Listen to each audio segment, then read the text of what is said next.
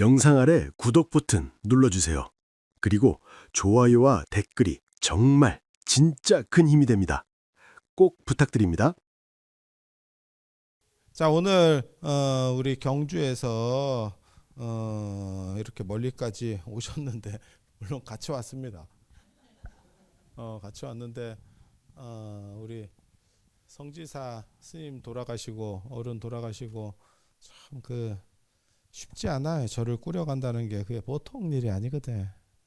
근데 우리 법성화 보살님이 지금까지 이렇게 잘 이끌어서 대단하다는 생각을 합니다. 제가 안 해본 사람도 아니고 제가 이런 거를 계속 해오는 사람으로서 이게 보통 어려운 일이 아니에요. 그리고 제가 정초에 방생을 안 가는 이유 중에 하나가 뭐냐면 이유 중에 하나가 추워서도 있고 또 그리고 요즘은 시도를 안 했는데 전에는 사람이 없었어. 전에는 사람이 없었어. 그래서 그리고 제가 저 같은 경우는 이제 보름까지 기도를 하니까 보름 안에 뭘 움직이기도 쉽지도 않았었어요. 그래서 뭐 여러 가지가 겹쳐서 정초를 안 가게 됐는데 원래는 한 7일 기도하고 보름 안에 방생을 가서 뭔가를 하는 게 일반적인 룰입니다. 일반적인 룰이에요. 근데 저는 이제 거기서부터 약간 벗어나 있기는 한데 그래도 스님도 안 계신데 이렇게 저를 운영하고 한다는 게 진짜 원력이 없으면 어려운 겁니다. 그래서 저기에도 개인적으로는 좀 좋은 스님이 좀 안착이 돼서 빨리빨리 이렇게 좀 안정화됐으면 하는 생각을 저도 해요. 근데 요즘 이게 쉽지가 않다. 진짜 뭐든지 다 쉽지가 않아. 그래서 여러분들이 조금 더 힘을 내서 잘 도와주실 수 있도록 그렇게 하세요. 이게 제가 그냥 모르긴 몰라도 이렇게 한데 움직여서 온다고 하는 게 여러 가지 아마 또 뭐 가자고 부추긴 사람도 있을 거고 별 일이 다 있었지 싶어요. 이게 한번 하려고 그러면 그리고 참 아이러니하게도 차가 아슬아슬하게 잘 안 차. 뭐 45인승을 해면 한 30명 있고 뭐 이렇게 해서 누구를 쑤셔야 되고 뭐 이런 일들이 있어요. 그래서 이게 참 진짜 어려운 일이에요. 그러니까 안 어려운 데는 아주 큰 절들은 안 어렵고 이제 작은 절들은 사실은 더 어려워지고 있고 그래서 그렇게 또 힘든 상황에서도 이렇게 강릉까지 오셔서 마음을 내주셔서 대단히 감사하다는 말씀을 드리고 또 그 상황에서도 저희가 향로불사를 한다 하니까 지금 또 향로불사에 쓰시라고 또 이렇게 큰 돈을 만들어 주셨어요. 그래서 우리 신도 회장님한테 우리 거사님이 신도 회장님이에요. 근데 우리 직접 드릴 수 있도록 해서 종무소에 이거 돈이 너무 많은데 근데 야 이거 관음사 다 들어온 것보다 많은 것 같아. 그래서 우리 보살님 우리 이쪽 앞으로 나오셔서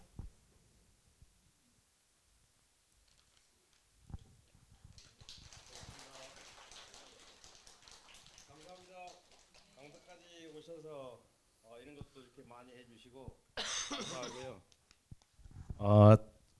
기회가 되면 저희도 한번 울산을 한번 방문하도록 하겠습니다. 고맙습니다.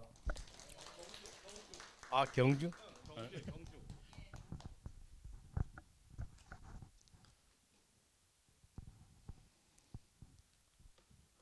자 지금 이 관음사 한 100년 정도 된 절이고요. 100년 좀 넘은 절이에요. 그래서 이제 우리나라의 3대 포교당이라고 그 당시에는 굉장히 잘 나가던 절입니다.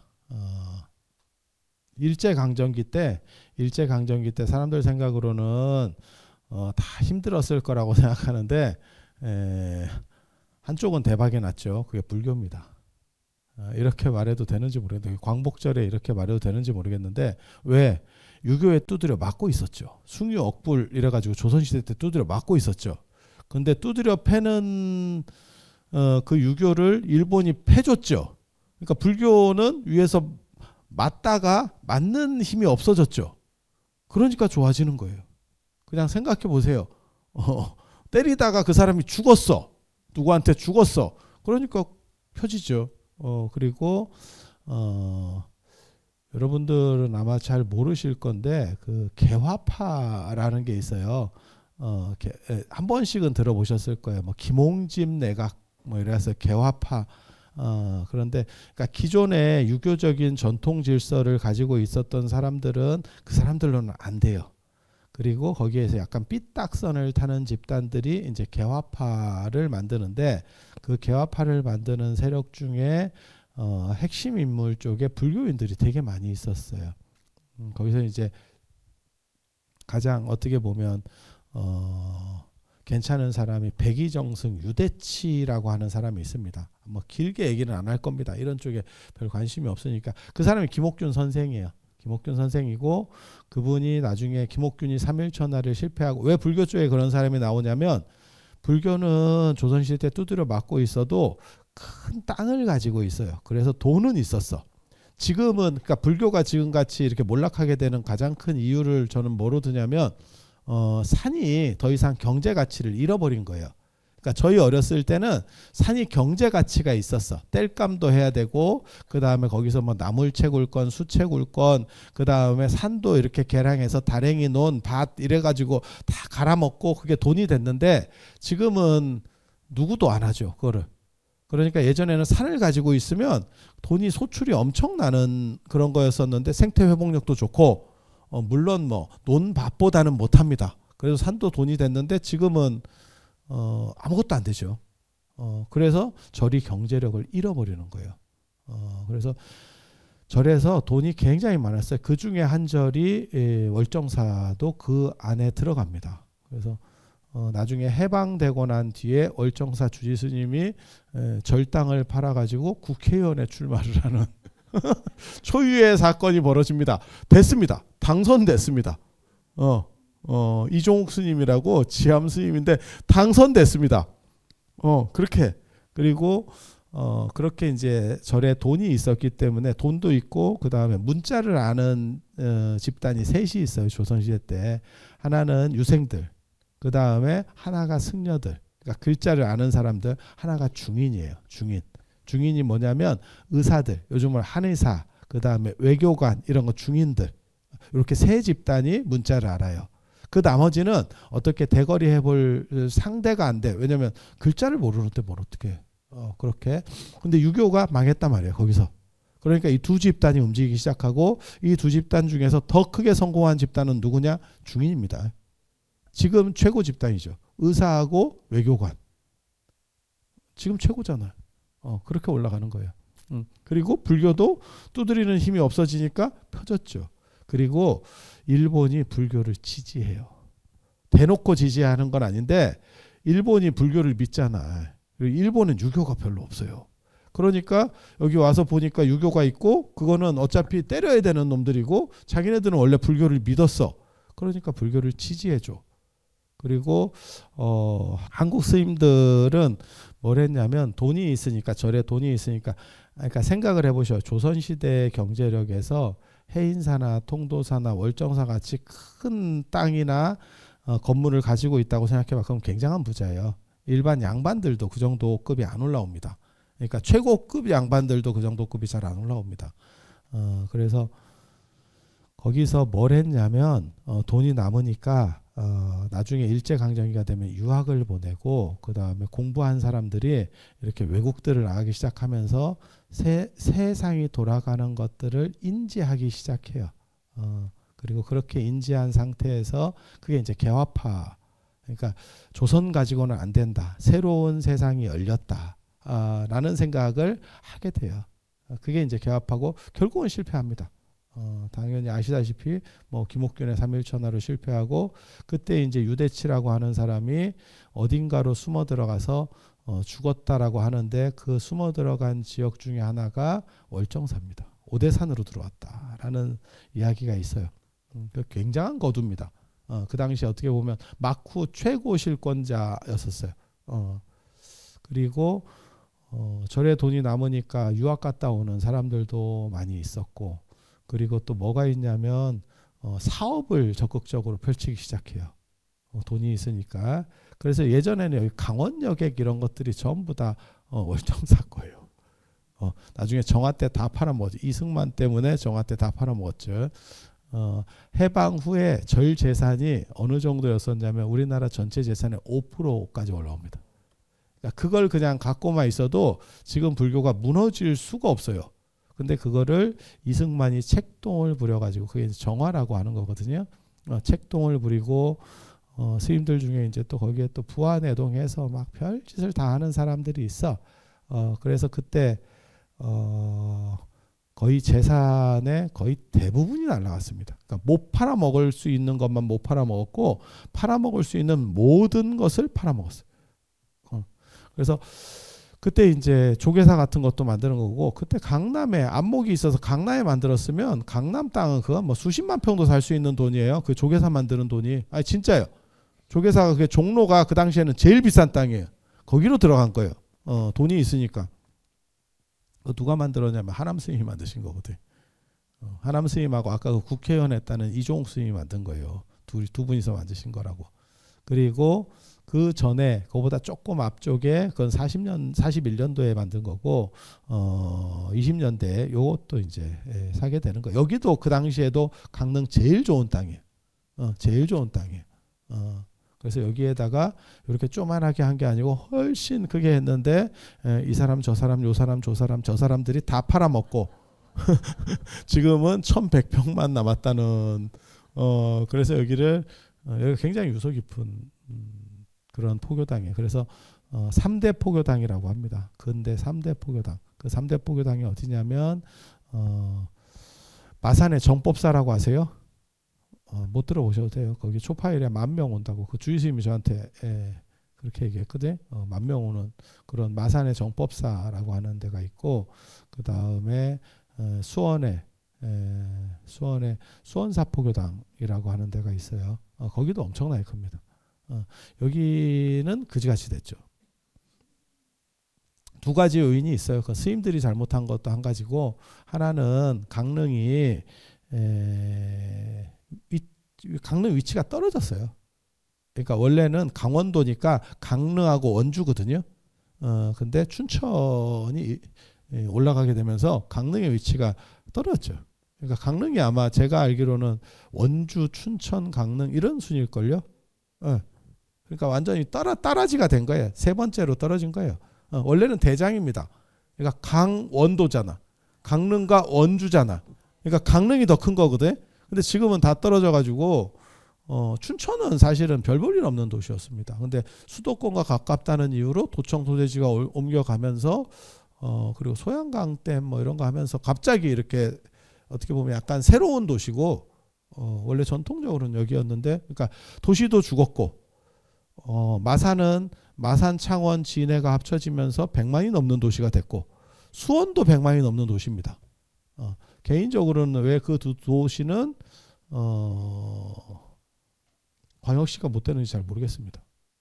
광역시를 더 이상 안 만들어주더라고요. 옛날에는 100만이면 만들어준다고 그랬는데 두 도시 다 100만이 넘어요. 근데 여기는 20만 뭐 이러고 있으니까, 그러니까 도시 버프도 못 받았고, 그다음에 스님들도 삐리했어요. 이게 들어오는 스님들이 상태가 좀 좋았어야 돼. 그러면 이제 아무리 절 보고 오네 어쩌네 해도 사실 스님들 역량도 굉장히 중요한 거거든. 근데 그 두 가지가 다 골로 갔죠.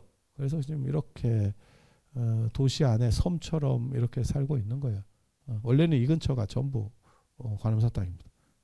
옛날 스님들이 진짜 크게 잡아요. 사이즈 크게 잡아. 사이즈 크게 잡아. 그래서 이런 블럭이 한 2개 있었습니다. 원래는. 그래서 그렇게 있고, 그 다음에 여기에 그때 또 신의 한수는 했네. 여기 지금 보이는 관세음 보살 보이시죠?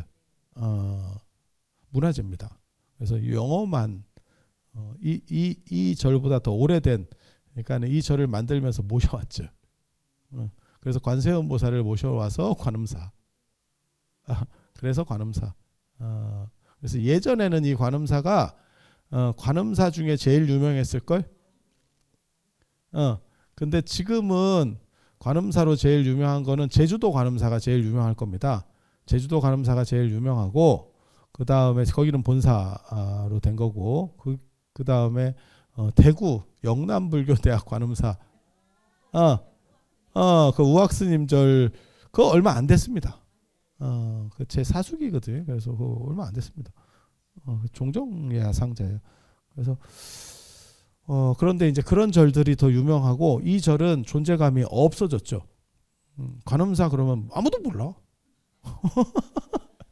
그래서 요 관세음 보살이 어떻게 보면 이 관음사의 시작에 해당하는 거고, 옛날 스님들이 진짜 안목 더럽게 없어요. 여기가 원래 그 적산가옥이 있었거든. 적산가옥 압니까? 적산가옥 일본식 집. 요 근처에도 몇 개 남아 있던데, 이렇게 지나다녀 보니까 거기다가 이제 법당을 만든 거거든요. 그러니까 적산이 아니고 일본 집을 산 거야. 일본의 아마 중요 시설 중에 하나를 샀을 거예요. 그래서 들어왔는데 그냥 일반 집 갖고는 절이 안 돼요. 그 정도 사이즈가 안 나와. 언뜻 보기에는 이게 훨씬 좋은 거 같지? 그게 훨씬 좋은 거다. 그게 좋은 거다. 그게 뭐하고 똑같은 거냐면 흙집 뽀개고 슬레이트 집으로 바꾼 거야. 슬레이트 집 그 살면 암 걸린다. 그 성면 암 걸린다.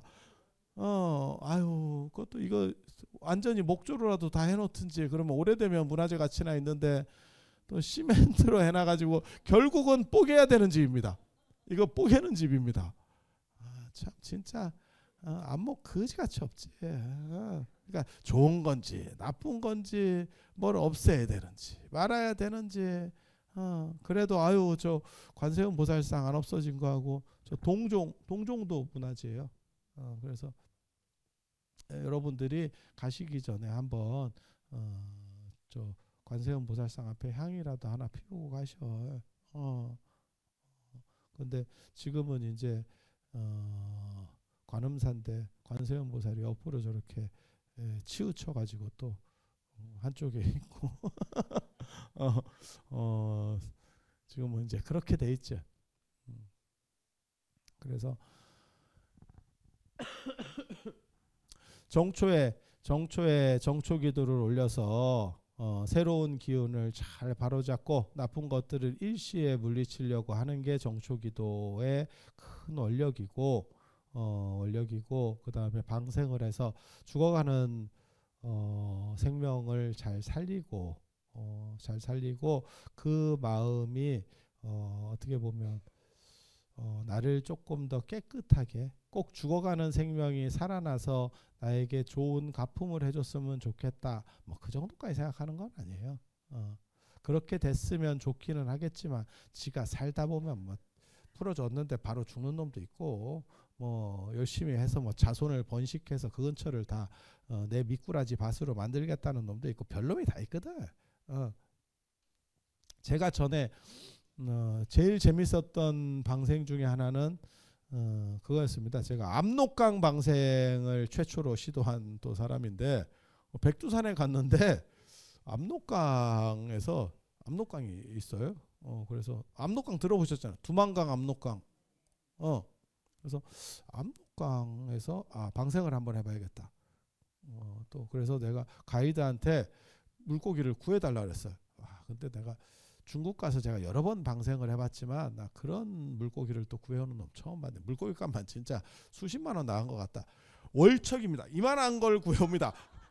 잉어입니다. 잉어. 잉어인지 뭔지 정확하게 잘 모르겠는데 잉어 같은 거예요. 비늘도 있고 이만해 물고기 한 마리가. 방생 물고기가. 야씨, 방생비 갖고는 방생 물고기 값도 못 뽑겠다. 내가 딱 보는 순간 내가 그 생각을 했습니다. 그래가지고 압록강에서 방생을 하는데 좀 재밌잖아. 북한이 보여요.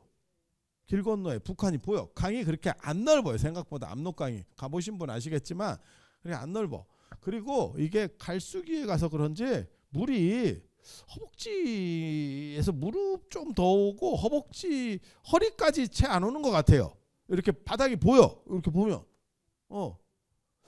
그래서 제가 우리 일행 그때 뭐 그렇게 많지는 않았어. 한 40명 됐나, 뭐 50명 됐나, 뭐 이래가지고 구해 오라니까 또 물고기를 이걸 구해왔는데 이거를 막 이런 데다가 막 구해 오니까 애가 너무 밀집돼 있어가지고 애가 약간 반쯤 좀 이렇게 약간 혼절상 이렇게 좀 오락가락해 이렇게 이렇게 이렇게 하고 있더라고.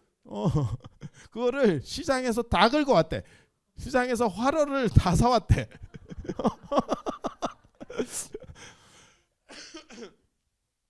그래서 뭐 그러냐고 이래가지고 이제 거기서 압록강에서 방생을 하고 이제 그 선착장에서 뭐 물고기를 던지는 거야. 던지는 거야. 그리고 던지면 애가 파닥파닥 가야 되는데 애가 조금 이렇게 쉬면서 이러면서 여긴가 이러면서 아니 죽은 건 아니야. 죽은 건 아닌데 몸 푸는데 시간이 좀 걸리더라고. 뭔 뜻인지 아시겠죠? 산소가 부족했던 것 같아. 그래서 애가 약간 혼절 상태에 있다가 들어오니까 뭐 이러면서 이러니까 근데 되게 재밌는 게 동네 사람들이 다 뛰어나왔어요. 밑에서 주워 가려고. 중국 놈들 다 나왔어. 중국 놈 다 나왔어. 그래서 월척이 애가 조금 이렇게 지나가다 좀 놔두면 애가 살아나요. 근데 애가 이렇게 뭐 이러면 이렇게 한 바로 옆에서 죽는 건 아니고 한 100m에서 200m 밑에 진을 치고 있어. 사람들이 이렇게 한 줄로. 아싸 이러면서 우리가 방생을 하니까 몇 개 이렇게 지나가는 걸 보고 그 가게 하던 사람들이 다 내려온 거예요. 야, 물고기가 내려온단다. 이래가지고 우리가 하나씩 풀면 거기서 잡아가더라고 이것들이. 그러니까 좀 똘똘하고 이런 애는 안 잡혀. 그러니까 바닥바닥 하니까 가는데 아직 회복 중이에요. 이러다가 잡혀. 그러니까 이게 방생을 하는 사람도 뭐라고 얘기하냐면 이게 맞는 건가요? 이게 풀자마자 1분 만에 애가 잡혀가는데요. 내 물고기 저기 저 사람이 잡아가는데요. 이렇게 참. 그래서 제가 그 얘기를 해줬습니다. 내가 미얀마에서 방생을 했는데 미얀마에서는 새방생이 있어요. 새방생. 그 새방생이 두 종류가 있다. 내가 여러 번 이렇게 보니까 두 종류가 있어요. 하나는 진짜 야생새를 잡아와서 참새 같은 거를 이렇게 어떻게 잡는가 봐. 우리도 어렸을 때 그런 거 좀 잡아봤거든요. 갖고 이거 짝대기 놔두고 한참 기다렸다가 들어오면 땡기고 뭐 이래갖고 잡는 거 그런 거 해보셨어요? 여자분들은 안 해보셨을 거야. 근데 남자들은 그런 거를 했었어요. 잘 안 잡혀. 나도 해봤는데 그 내가 반나절 기다렸는데 새 한 마리도 안 들어가더라. 아유. 그런데 그 애네 잡아와요. 우리 어렸을 때 보면 참새 같은 거 되게 많잖아. 그러니까 그게 잡힌다고. 지금 같이 새가 없으면 못 잡을 거예요. 잡기도 어려울 거야. 근데 예전에는 뭐 얼마나 많았으면 우리가 포장마차에 참새구이가 있었어. 그걸 누가 사육해서 납품했느냐? 아닙니다. 진짜 다 잡아다가 납품하는 거예요. 그게.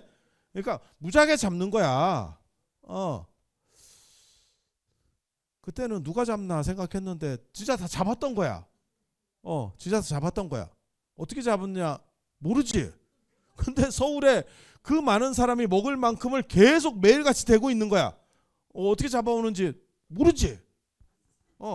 그러면 사육을 했느냐? 사육하면 비싼데 이거는 그냥 잡으면 내 건데.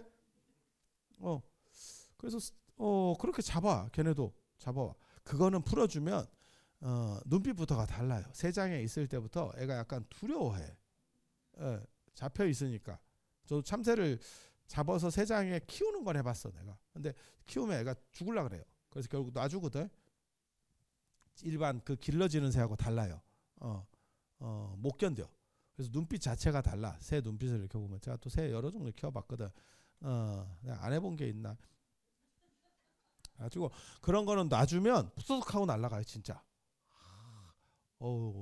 가지고 그 새 방생을 하는데 내가 그 새 팔길래 도리를 했어요. 그 새 장사들 다 오라고 하고 다 했는데 우리 일행이 좀 많아가지고 새가 모질러요.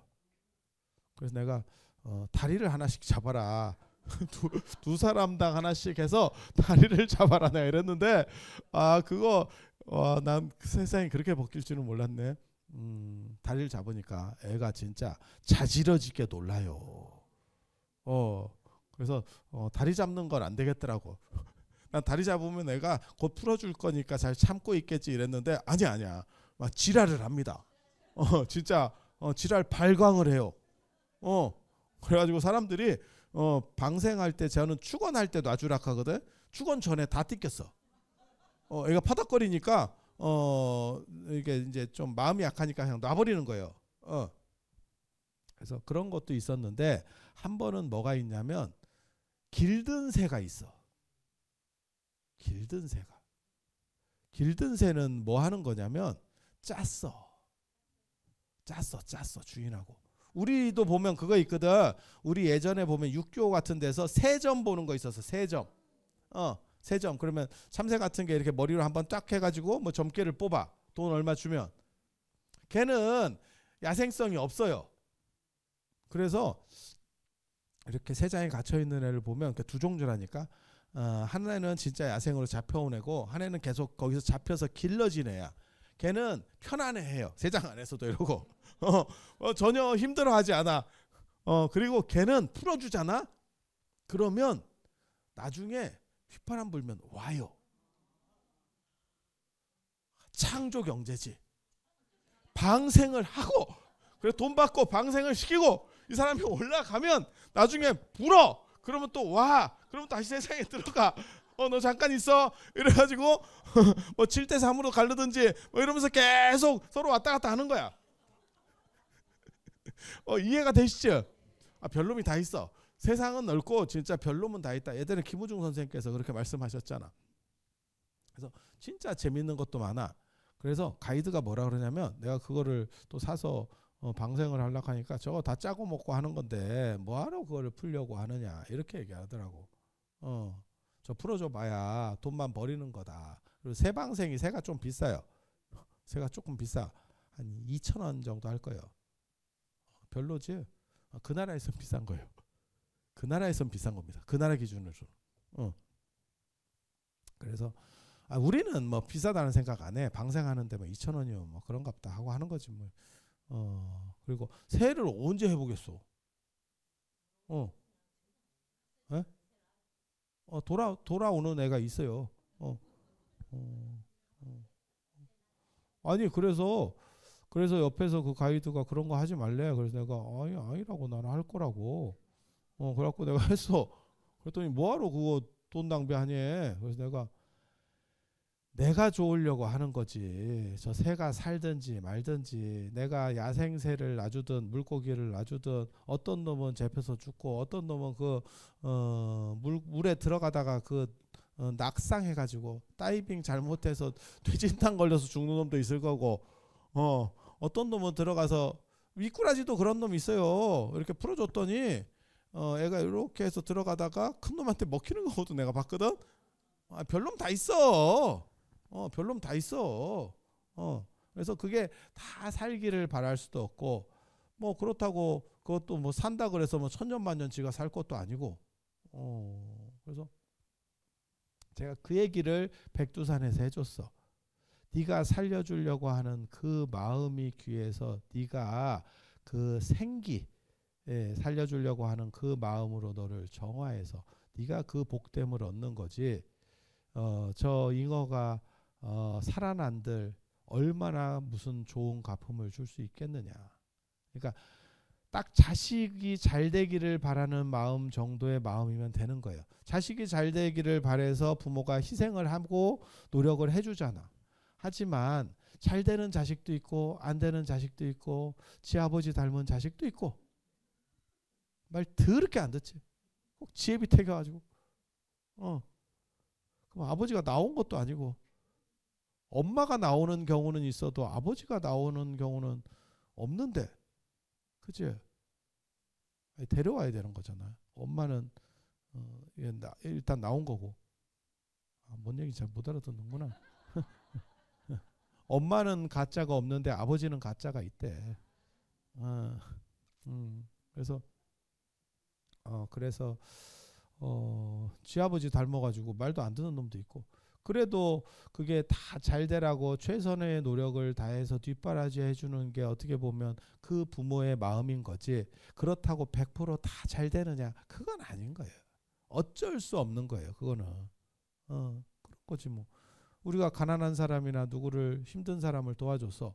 그러면 그거 가지고 더 잘 돼서 좋게 되는 사람도 있고, 그걸로도 안 되는 사람은 안 돼요. 저도 뭐 스님들 장학금 주면 그걸로 공부 잘해서 잘 되는 사람도 있고, 그거 줬더니 또 아이고야 이러면서 또 밥 사 먹고 또 이렇게 설라당 해먹는 사람도 있고, 아니 별 사람이 다 있지 않겠어?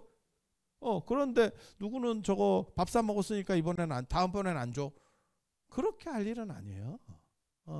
그렇게 하다가 걸러지는 사람도 있고, 그러다가 이제 몇 명은 이제 돌아와서 마치 우리가 지금 동해안에 명태가 없으니까 명태 그 치어 같은 거 방류하잖아. 그렇게 하면 그 중에 뭐 모든 놈이 다 돌아오겠어? 그 중에 일부가 돌아와서 또 생태계를 복원시키고. 우리가 명태를 진짜 좀 많이 잡아먹었어. 우리 어렸을 때 진짜 너무 잔인하게 많이, 생각해 보면 너무 먹어서 죽은 거요. 물론 기온차에 의해서 변화된 것도 있지만 진짜 지금 생각해보면 너무 먹었어. 동태, 생태, 노가리가 다 그거 새끼들까지 싹 걷어가지고 먹은 거 아니오. 어떻게 먹었어? 노가리 까고 먹었지. 아니 생각 안 나? 아니 그냥 겨울에는 그놈의 생태국 뭐 이런 게, 동태국 이게 거의 계속 올라왔었어. 제 기억에. 그냥 만만한 게 그거야. 그거하고 고등어하고 그냥 계속 있었어. 근데 지금은 고등어는 노르웨이 걸 먹고, 명태도 없어. 어디 뭐 저 러시아 걸, 아니 맞잖아. 그러니까 수온이 바뀐 것도 분명히 있을 건데, 우리가 먹어도 너무 지금 같으면 그런 노가리 같은 건 놔줬다. 뭐 산란철에도 좀 놔주고 뭐 이랬을 거야. 근데 그때는 그런 게 어딨어. 잡히면 요만한 거 피레미 같은 것까지 다 잡아먹었어. 그러니까 걔네가 버티겠어. 그러니까 지금이라도 그렇게 하려고 방류를 하고 계속 그 사업을 하는 거지. 그러면 일부는 그놈이 또 러시아로 귀화해가지고 뭐 안현수 같이 그렇게 귀화해가지고 또 러시아에서 살 거고, 뭐 안 그렇겠어?